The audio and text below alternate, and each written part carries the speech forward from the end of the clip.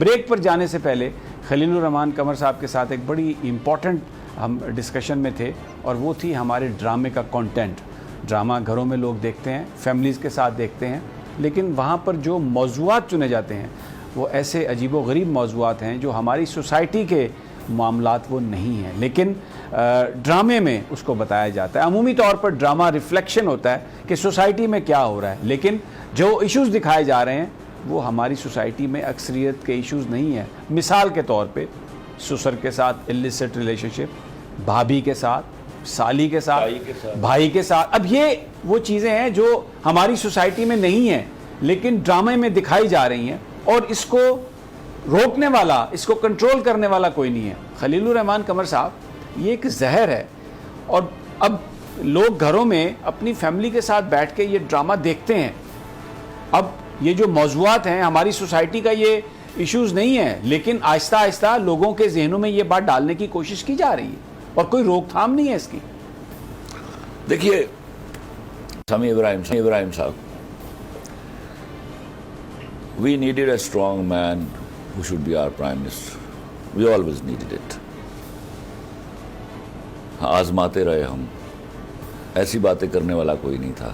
یہاں prime minister ہوتے تھے تو مجھے یاد دلائیے گا، کیونکہ آپ کا تعلق ذرا زیادہ ہے، کہ حضرت نواز شریف نے اپنے ٹینیور میں یہاں کوئی سوٹ پہنا اور ٹائی لگائی ہو۔ You will never remember that such time you have seen. لیکن کیا وہ وردی تھی ایک مریض کی کہ جو ہی وہ یہاں سے نکلے علاج کروانے کے لیے تو he was wearing a coat pant and a tie. یہ ہے وہ بد نصیبی جس نے موقع دیا ایسے ایلیمنٹس کو پنپنے کا۔ جب آپ دفاع کرنے جوگے نہیں ہوتے، آپ کے پاس آرگومنٹ نہیں ہوتے، اور آپ کے ہاں وہ مینٹل لیول بھی نہیں ہوتا، تو you needed a strong man to discuss such issues. آج اس نے ڈسکس کیا۔ میں اس کے کونٹ ادا کر دیجئے،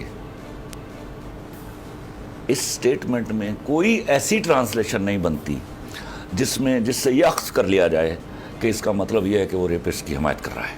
وہ آپ کو جرم کو ہونے کے تاثر کو کم کرنے کی کوشش کر رہا ہے۔ وہ چاہتا ہے کہ یہ ریپڈلی نہ ہو، جتنا منیمائز کر سکتے ہیں ہم کریں، اور باقی کا کام لا انفورسمنٹ ایجنسیز کریں۔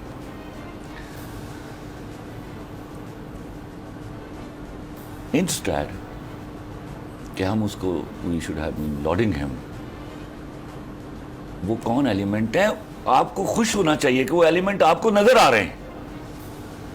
بد نصیبی یہ ہے کہ آپ ان کو پکڑ نہیں رہے۔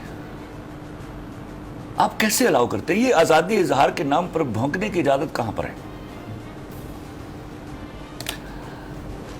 آپ جب کوئی شخص وہاں بیٹھا حضور صلی اللہ علیہ وسلم کی شان میں گستاخی کرتا ہے، ہم کس طرح چیختے ہیں، تو بھائی یہ ان کے احکامات کی گستاخی ہو رہی ہے، یہ آپ کو نظر نہیں آتی۔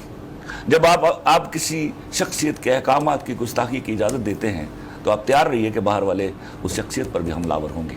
تو یہ وہ کرتے ہیں۔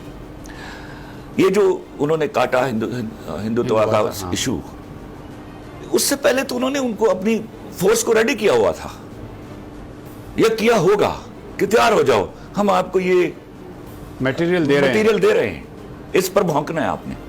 اور وہ تب تک کہ وہ وہاں سے یہاں پہنچتا، وہ بھونکنے کے لیے اپنی زبانیں تیز کر چکے تھے۔ میں بار بار کہتا ہوں کہ یہ اجازت کیوں دی جا رہی ہے؟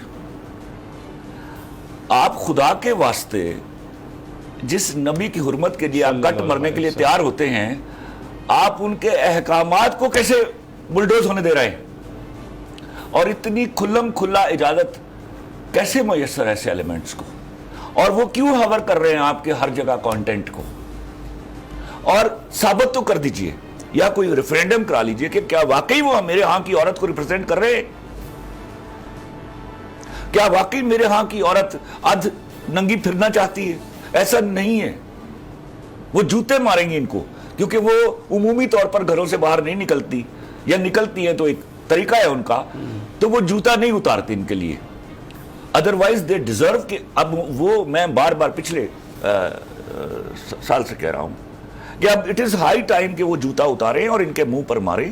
یہ جب بھی مرد بات کرے گا ان کو تکلیف ہوگی، اور ہمارا نام یہ misogynist رکھیں گے.